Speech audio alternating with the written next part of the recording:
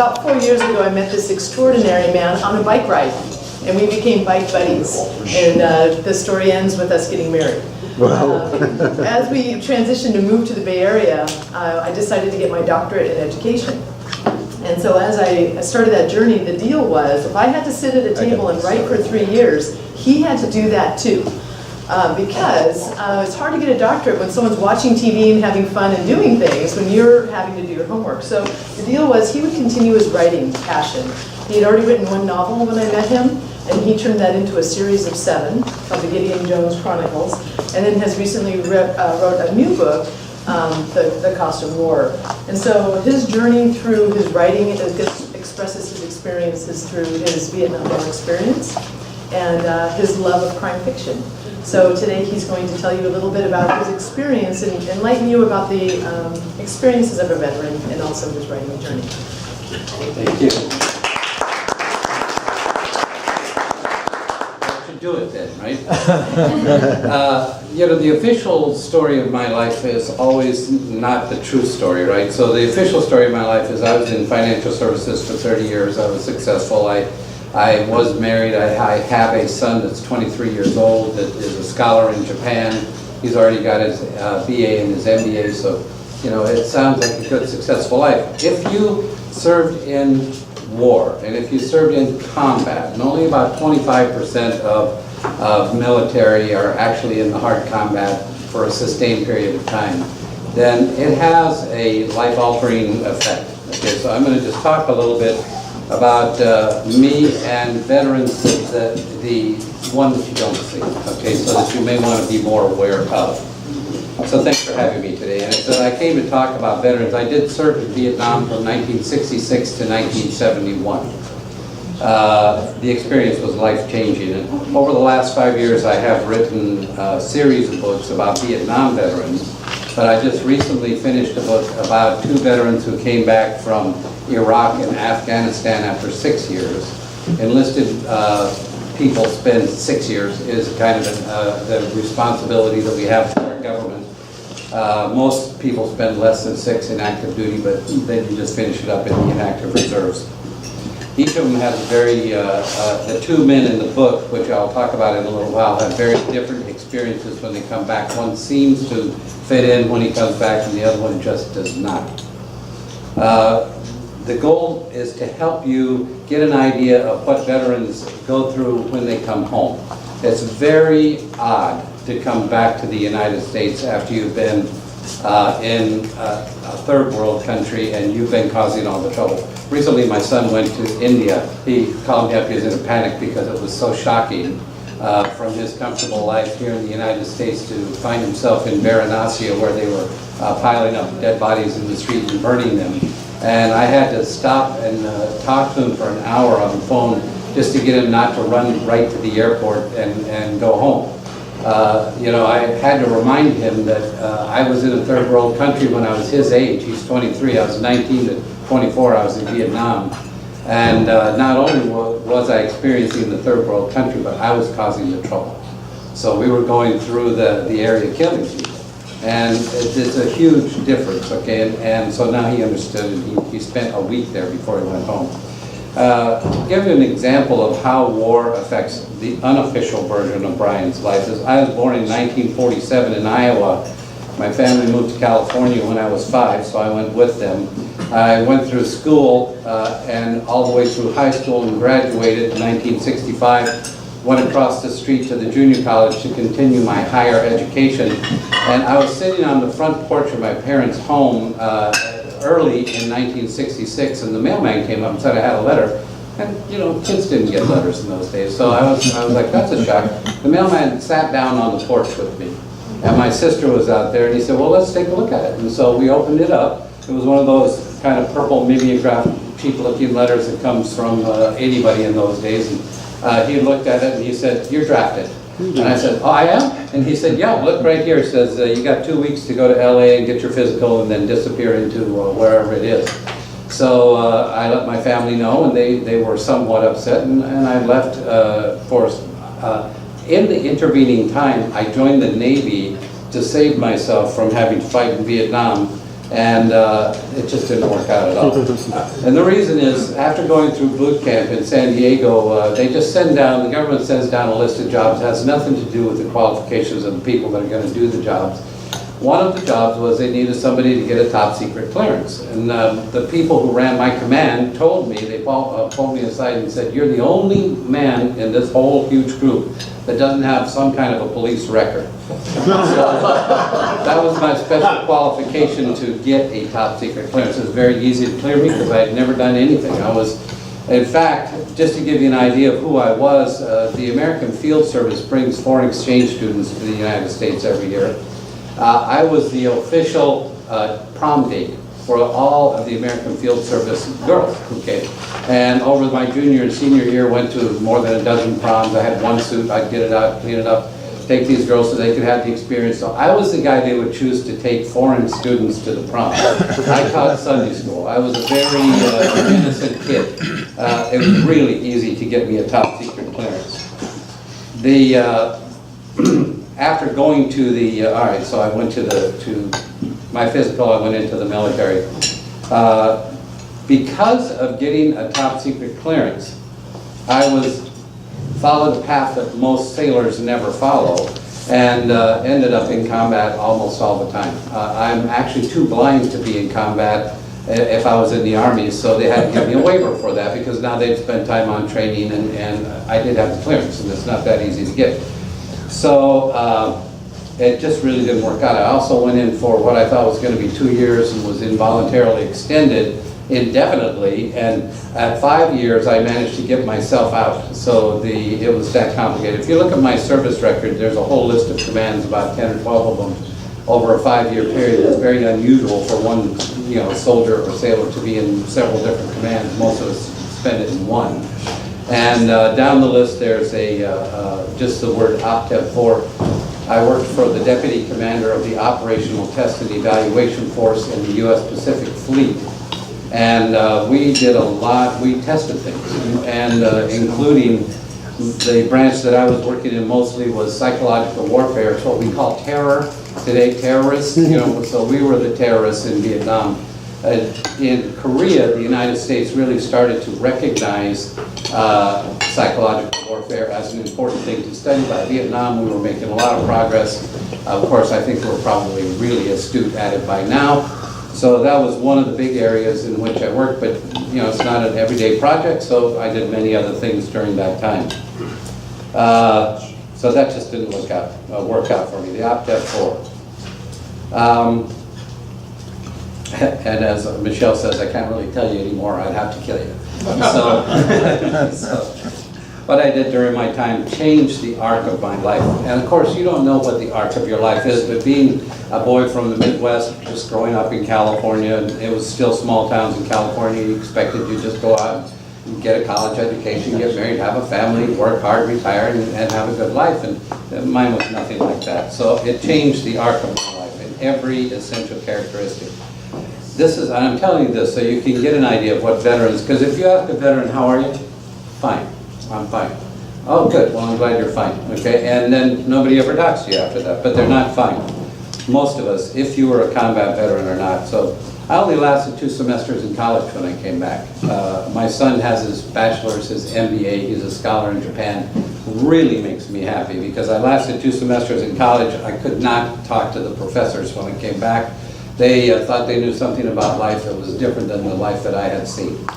I ended up, after, when you're in and out of relationships, you're trying to do things, I ended up in a 1960 Volkswagen just driving around the country, doing day jobs, day labor jobs where they pay you at the end of the day, sleeping in the car, sleeping in the field.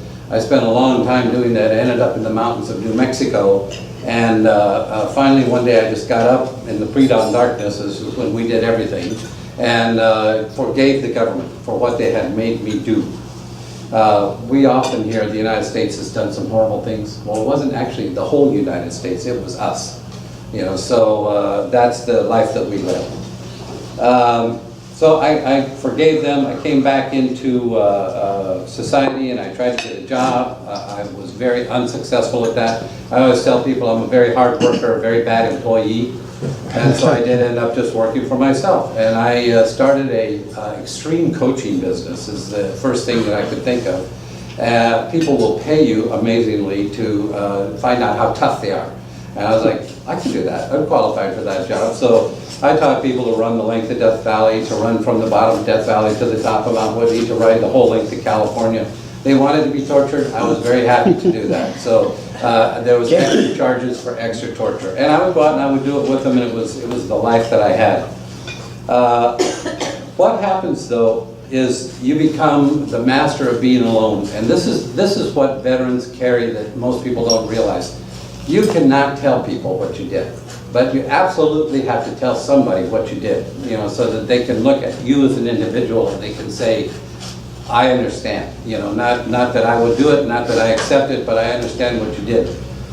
If you become a master of being alone because you don't want to be in a situation where you have to explain what you did. So before you get intimate with somebody, you do some bad behavior that drives them away, so you don't have to actually ever tell them what happened to you. And that, I think, is a process that most of us need to do. One of the clients that I had when I was coaching people was, and I had a lot of business clients because they could afford me, worked for Metropolitan Life, and she was like, you don't have family, you don't have friends, you don't have anybody, you better get a job. So she took me into the insurance and investment business, and so I would have money for my future. Her name was Ellen Siniko. I always take my hat off and thank her for that, because it was a job I could do for 30 years where I was my own boss, and so I didn't have to quit every time I got pissed off at somebody and couldn't talk to them anymore. So it turned out to actually be a very, very good job for me. After 17 years back in the country, I got married. I was already having a very difficult time with that when we had little boys. And that's the little boy that I just referred to. We decided to stay together as a couple until he went to college. So we spent the next 20 years in a kind of a bargain truce, and so that he could have a consistent home life, and it seems to have paid off. He really is really doing well. I'm very, very happy with this young man. So, and I have greatly benefited from being a father. It was shocking to me. When I found out she was pregnant, I was like, damn. And then, you know, during the whole pregnancy, it was like, oh. As soon as he was born, I was like, well, that's my boy, you know, and then that's just the way you are from then on. It was really a good experience. Wow, this is a long story of struggle, okay? And so all the time that I have spent has been very stressed and strained because of the life that I had and the things that I know and the things that I've done. And anybody who ever says, oh, I did this or I did that, you just can't, it doesn't click, and you're like, yeah, okay, good. So, like I say, about 25% of veterans were combat veterans, and those are the ones that need somebody to take the time to sit down and talk to them. Michelle is the first person that ever really heard the whole story, and it was because of our being bike riders together. On our very first bike ride, we were with a small group that went on a short ride. I said I wanted to go on a longer ride. She said she would come with me and just asked very offhandedly, you're not a serial killer or anything. And I don't know why, but I said, not in this country. And she just turned around and looked at me and said, are you a veteran? Yeah. Okay, she said, and we went on the bike ride. But that opened a conversation, and when you ride bikes, you can still talk to each other. We spend hundreds of hours talking to each other, and I tell her a little bit something worse, I tell her something worse. She kept going through it all right, so eventually she heard the whole story. Every veteran needs a chance to do that with somebody. So you have a brother, a sister, an aunt, uncle, mother, father, somebody who served in the military. Everybody needs a chance to sit down and be able to unburden their souls, you know. So it's just, that's why I'm here, to ask you to help people do that. You get into a crowd and they say, oh, he's a veteran. Eventually somebody will say, did you kill anybody? If you say, yes, that's the end of the conversation. Oh, okay, well, it was a war. So, yeah, you had to do that. So then that's the end of the conversation. And you don't ever get to actually say what you did or why, or how did you feel about it, or how it changed you. So I'm just saying, you know, we just get our bad behavior going and we drive people away. If you have, you know, if you find a family, if you meet somebody at a party who's a veteran, then his friends will describe him as aloof, quiet, withdrawn. The family will call him troublesome, you know, or there's something wrong about him. He might even describe himself as an ass. Probably not. Okay, so just find out what's going on and why they are the way that they are. I'm going to tell you a little bit about the book that I just finished. It's called Cost of War, and it looks inside two veterans when they come back. It's 110,000 words, and I'm just going to tell you, it's about 400 pages in a regular book format. I can't make it any shorter than that and tell the story. And this is the process, is that I was having a bad dream over and over for about a month. I'd wake up in the morning and it was just fresh. And it was inside, I was seeing inside of a human chest. This guy's going to have me come back, I guess. And I watched it operate. It seemed like a very good, healthy chest, and then all of a sudden it was rocked. The sternum was crushed, the heart was torn, the lungs were torn. I knew the body was dead. Okay, so then I kept having this dream. It was very upsetting, and I think many of us who've served have some kind of a dream that's similar to that. And so I was said, what I'll do is I'll write it down. That's what I do. It's my therapy, and it's been very therapeutic to sit next to Michelle. She thinks she's written something good. She should see what I've written. So it has really gotten it out of my system. But when I wrote it down, I realized I was being watched. Okay, not by a physical person, but I had a very strong sense I was being watched. I took the time to wait until that thing contacted me, and it was a person named Elijah McCoy. And he needed somebody to tell his story. So I don't go out and research. I don't find veterans and talk to them and write down stories. I got Elijah said, please tell my story. So I said I would, and he just started delivering it to me, and I would write 30, 40 pages at a time. Most people have trouble writing 2,000 words a day. I just would pound these things out until I had the whole story written down. All the characters are real as far as the story is concerned. And so that's the process that I had. I did submit this there's a Crime Writers Association. They give the Golden Dagger and the Silver Dagger and all these kinds of things. If you're a crime writer, you would love to win one of these awards. They have a manuscript service where you send it in for $500 and one of their real judges assesses it. They keep it for about a month, they read it, they think about it, they send you a nice 10-page letter about it. And you know, it's always nice when somebody gives you a little bit of a pat on the back. So I will tell you a little bit about their assessment. It's about, just in general, the book is about two men who served together in Iraq and Afghanistan. They were in combat in the 75th Ranger Regiment for 6 years. They were in and out of combat together in a small team. We have about 60,000 special force. They used to be a lot more separate, you know. Now it's kind of just one big special forces that can do anything. I saw a story that Obama had recently sent a group to Afghanistan as as advisors, and it was even called in the newspaper an unnamed group. Okay, so because that's the kind of groups that we have now. I know those guys. I could pick them out in the crowd, and I think I'm not the only one in the room. So according to the Crime Writers Association, they said the book is rich in action. Its driving force is Elijah's emotional struggle with violence and his ultimate redemption through his love for another person. It's a story of one man's search to reconnect with his own humanity, wrestling with the difficulties of readjustment in a normal world after witnessing and playing an active part in the violence of war. The author is not afraid to confront the serious issues and dilemmas that arise from Elijah's situation. The analogy of exile between returned soldiers and his newfound community is thoughtfully and thoroughly explored, and the blending of satanic and earthly evils is interestingly handled. I talked to a Presbyterian minister when I came back, and he was like, "When did you meet God?" I actually met the devil first, I told him. And I saw the presence of evil, you know, in Vietnam. You could see them moving around, and if you couldn't see it, you were blind. I made the mistake of visiting the Hiroshima monument when I was being deployed through Japan to Vietnam the first time. How stupid you are when you're 19 years old. And of course I got to the monument, and I'm a young, short-haired, healthy-looking American boy. Obviously I'm a soldier. And everybody just stood and stared at me. And I was like, you know, my first reaction was, it wasn't me, you know, I'm only 19. And it was 17 years ago. And, but I realized it was me, you know. So it's shocking to see what we've done at times. So that was a bad mistake.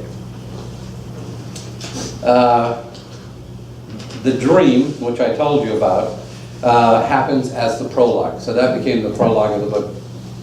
Elijah gets up. He cannot cope with society. So he's living in a safe house in the back of the warehouse that his friend Juno owns. Juno owns a business that imports foodstuffs from the Middle East and sends tools back. He goes down to a coffee shop that he likes. It happens in Oakland. And he hears a noise when he gets off. He rides his bicycle down there. He gets off, hears a noise. He goes over. There's 3 men beating up on a skinny 20-year-old guy. His combat training kicks in, and he goes in and he drops the first man with a chokehold. The second man approaches him and he kills him with that death blow that crushes your sternum and tears your heart and lungs. The third man runs off. He pulls the boy up and he takes him, and the boy is, of course, grateful that because they were going to kill him, they were going to beat him to death. That boy becomes an important part of this book, and it's one of the ways that violence is used in the book, where violence leads toward good and violence leads toward bad. Violence is the vocabulary of the veteran when they served, and is something they're trying to control now. Here's Rick and Philip. Philip is the boy that was saved. Rick and Philip come, they talk to Elijah, and they say, come to dinner with us. Let us do something. You saved his life. They're sitting there, and of course, I'm going to read from the book. Rick says, Philip says that you were a soldier. Thanks for your service. Have you guys ever said that to anybody? This is what Elijah says. Our service was a horrible experience filled with long periods of boredom interspersed with soul-crushing violence. It was an experience where we learned never to get attached to anyone because they would die. We all worked really hard to learn complex skills that have absolutely no value back at home, and a possible exception is the discipline we learned and the mental toughness. Our tours in the service were capped off for most of us by coming home to people we love who can't understand us any longer, who don't like the way we behave, and who are uncomfortable with us around. The government who underpaid us while we were in the service now finds us repellent and can't cough up enough for a decent support package, even though active duty and veterans only make up about 1% of the population. We are the most thanked and talked about group who is at the same time the most reviled and ignored. But you're welcome. Of course, Rick is shocked. And even though, and he apologizes, and Elijah's sorry that he went off on him, but you just get tired of hearing that after a while. They tell him they really want to help. They want to be his listener. He tells them one story of something he did, and they're almost unconscious by the end. You know, they're just clinging to each other. And you know, and he was like, "That's the problem, is I can't really tell you what we did." Another reaction to Elijah's veteran status comes when his friend Juno and Elijah go and visit a foundry that's owned by a man named Niles Conklin.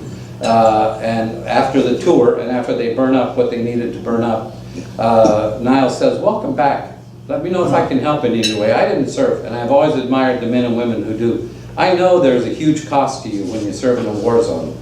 I read a book one time by Buzz Aldrin that was called The Return to Earth. And what he said was, once you've been on the moon, it's really hard to live on the Earth again. You know, you've looked down at the Earth, and it's hard. And it changes astronauts, and a lot of them have alcoholism problems, are almost all divorced when they come back. It's a very, very difficult thing. I imagine the war was something like that, he says. Once you've seen how people act in a war, it must be hard to just walk around in a crowded city or a quiet country locale.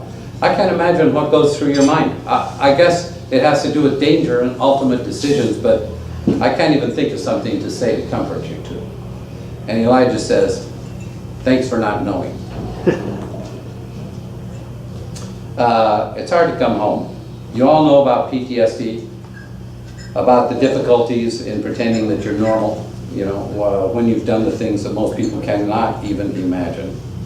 The Department of Defense was in charge of us in the service, the VA, which is a separate organization and set up to protect the veteran from the DOD. is better about helping us, and attitudes are starting to change, and there are now more and more opportunities for veterans to get help, especially in this area. We have a very good support network. There's a man named Richard Jackson who's in the San Mateo Human Services office on Harbor Boulevard. There's a Veterans Corner down there, and he can get, I went in just to meet him. First thing he said is, do you have a home? Yeah, I'm okay. I said, do you have transportation? I do. Are you eating well? Yeah. First 3 questions he asks anybody. Then he starts to go through, it's complicated. It's very complicated to get help from the VA, but there's more and more opportunities. And you know, we have one of the best VA hospitals in the world in Palo Alto. We've got the VA Center for Counseling. If you have a coworker, friend, relative who's a veteran, take them the time to be their listener. Take them down to the VA. Get them some help. That's what I'm asking of you. Just sit quietly with your friends, your relative, and listen to them, and make sure you have some privacy. Let them know that you would really like to know what happened to them and how it affected them. Be ready for deeply felt stories if you can win their trust. You can also encourage them to get help from the VA and go and see Richard Jackson and just see the you know, all of the various programs that are available. Stand up for veterans' rights. Don't just say thanks for your service. If you really want to thank us, stand up for veterans' rights. Take some time for the real ones in your sphere. Thank you.